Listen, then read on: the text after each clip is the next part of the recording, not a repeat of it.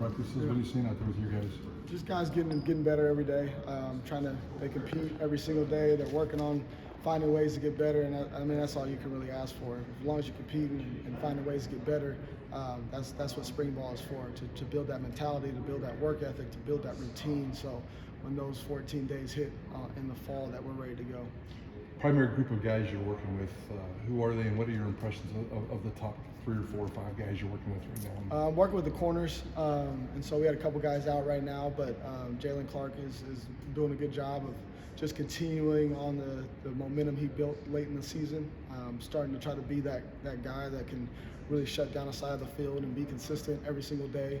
And it's a process. I mean, he's very talented. He's come a long way, and there's a long way to still go. So excited for his growth, and it's just constant every single day. Me and him trying to find a way to get him better. Jalen Neal and Marion McCoy. Marion's brand new, so it's been obviously a process trying to get him to learn the defense and learn the techniques and know how we do things here. But both of those guys are doing a pretty good job of, again, trying to consistently get better. And then Deontay Thornton was a freshman last year, redshirted, and so now it's his turn to try to improve. And he's working hard at it. There's down days, there's up days. He got beat a couple times yesterday. Today he got a little bit more physical. So just proud of the guys and how they are attacking practice. And then the specialists, same deal. They're new to me, just me and them working together. Yeah. And so it's been good to see how they learn, how they improve, and how I coach. And so we're just trying to find ways that I can help them be better, because specialists is a different deal. Yeah. Everybody got their own little techniques that we got to figure out how can we help them be consistent, and that's really what the process is going right now. So in the summer and the fall, we can hold them to that standard of being consistent. Kaniho in that group as well? Yeah, Kaniho hasn't practiced, but is he out for spring? All the spring? yes, he's out for spring. Yeah. So him and Markel are out? Yes. Are those the only 2 that are out? Yes. Okay. Markel, we just had a chance to meet with Markel. It sounds like he's keeping obviously very much involved. It's been hard for 2 years.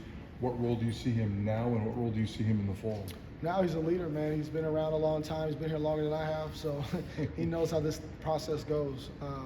He's there to help me hold guys accountable, especially with me moving around now with more responsibility. He's there to make sure that our guys are doing what they're supposed to do at all times. And that's really it. This is how consistently can we be with the standard. If we can hold that standard more times than not, then we're going to have a chance to be successful. And we're out there. I mean, there ain't nobody helping us. We got to be out there. We got to cover people, and there's a certain mentality that you got to have. And that's what we're trying to get done, is you're going to have to throw it deep on us. We're going to be in your face. We're going to be up there. And so now you know what you have to do if you want to beat us. And that it's not easy to have that mentality. So you have to build that.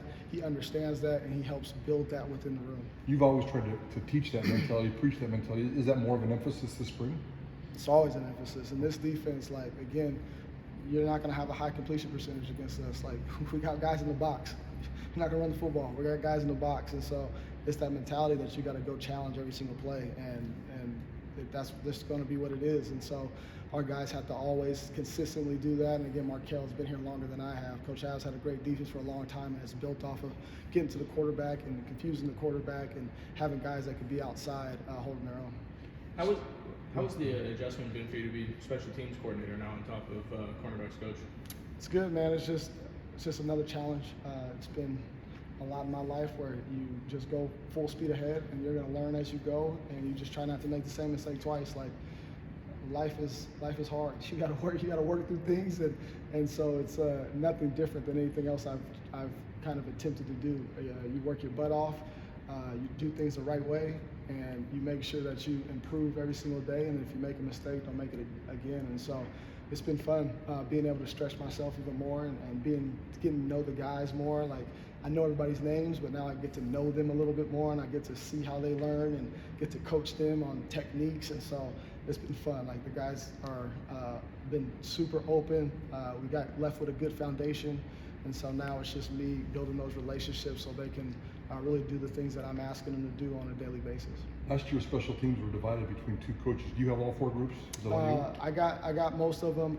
Matt Miller's going to help me with you probably should ask him some questions. No, I'm just saying. But he'll help me with the kick return team. Kick return. Yep, and we'll tag team with that. But we got a couple QCs, Joe Bagnaw and Frizz Frisina, and they are helping me tremendously, getting meetings ready. And that's taken a huge burden off of me. Just making, and it's been a blessing for me. Like, I'm usually a hands-on guy. Like, when I have something to present, like, I like to do it myself. And those guys have taken a lot off of me. I tell them what I want, they do it, we correct it, we do it, we correct it. And then by the time the meeting's ready, those guys are dialed and ready to go to get me where I need to be at. So I really appreciate their help, and they've been doing a great job so far. When you were head coach, what was your special teams emphasis and success rate? How successful were you? Because some head coaches don't push it, some head coaches don't make it a priority. What was your stance, and how successful were you? It's always been a priority. Coach Lamb, way back in the day, really started that. He was a special teams coordinator before he became a head coach, so it's always been that. And I've always been involved. Then as a head coach, I had to take over special teams, and sometimes I had to coach the nickels. At FCS level, you lose coaches sometimes a couple weeks before the season, so it really helped me grow as a coach to be versatile enough to help in wherever I needed to. And so, yeah, it was definitely a priority. Their punter, I think, was just an All-American this year.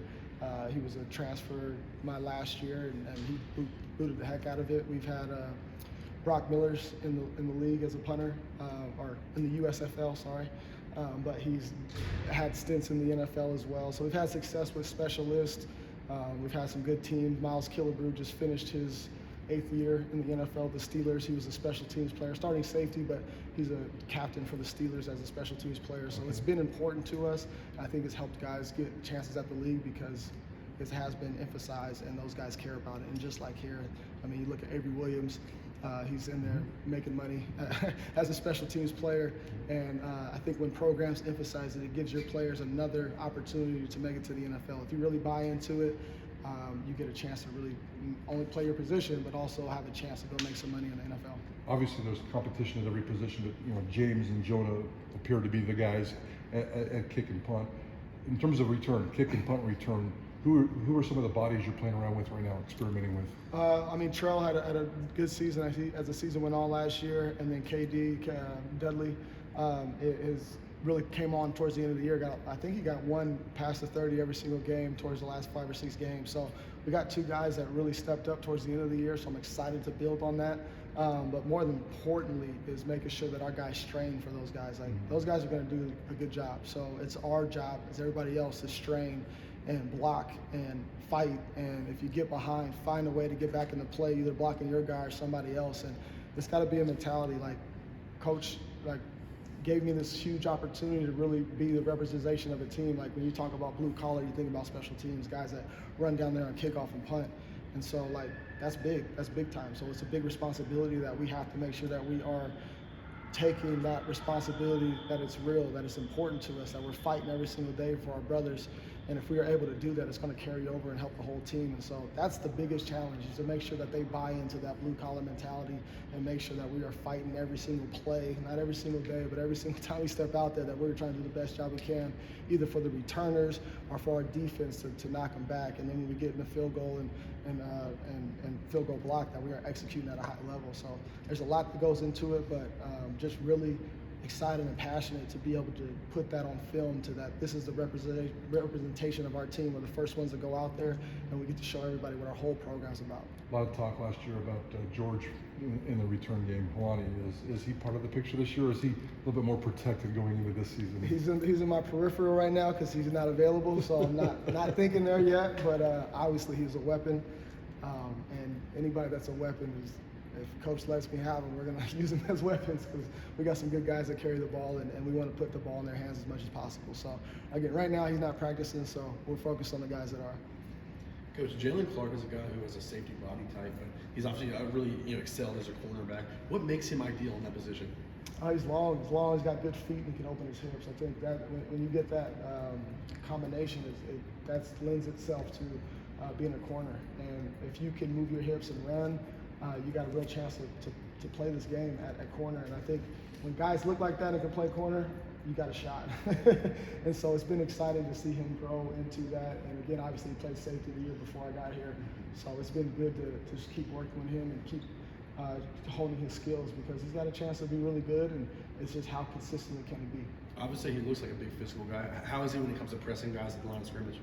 I think that's what helps us. I mean, if I reach out, I can't really touch you right now, but I bet you if he was standing right here, he could probably grab your shirt and, and tug you real quick. So that's what's nice. When you got long arms and long levers, it's a little different between me standing in front of you and a 6'2" guy with a long wingspan. And I think we address that in some recruiting, and you need all different shapes and sizes because receivers come in that as well.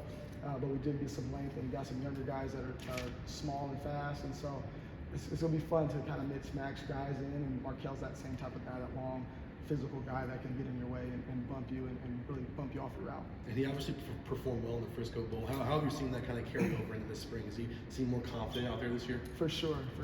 And really, he knows it's all about consistency. Like, I think he went one-on-one, went 12-6 last year. That's a high rate for one-on-ones, but some of those were explosives. And so he just knows that if he's consistent and he continues to grow in those situations where those 50-50 balls down the field where he doesn't panic, he's going to have a chance to be good. And that's really what we're working on, is making sure that he starts to play right, and then he has confidence in those reps to be able to finish well. And at corner, again, not having that experience, that's what takes the longest. When you ran 40 yards and all of a sudden, I can't touch this guy, I got to find the ball and I got to go make a play. Like, that just takes time, and that takes reps, and that takes opportunities to get out there and do it. And I believe that he will just continue to grow because he wants to be great, and he puts the work in to do that. And Chase Penry is a guy who has some special teams experience. Do you see him kind of getting in the mix at one of those returner spots? Yeah, he hasn't been here, but yes, I would love to, again, try out all those guys. I mean, he's been here, but I haven't had a chance to work with him yet. So yes, that was the plan, to get him in there, see what he can do.